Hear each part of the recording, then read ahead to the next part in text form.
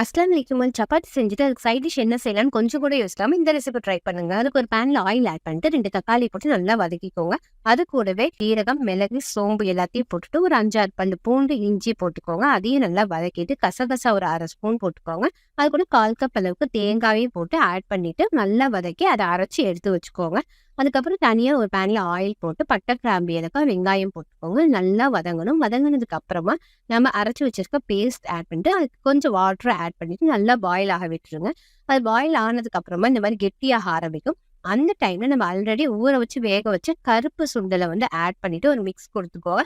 அது கூடவே நமக்கு தேவையான அளவுக்கு சால்ட்டு, கொஞ்சமா மஞ்சள் தூள் எல்லாத்தையுமே ஆட் பண்ணிட்டு உங்களுக்கு இன்னும் கூட கொஞ்சம் வேணும் அப்படின்னா நீங்க வாட்டர் ஆட் பண்ணிக்கலாம். மல்லித்தூளையும் மிளகாத்தூளையும் ஒரு 1/2 ஸ்பூன் சேர்த்து ஆட் பண்ணிட்டு மல்லி இலையும் போட்டு இறக்குனீங்க அப்படின்னா சூப்பரான ரெசிபி உங்களுக்கு ரெடி.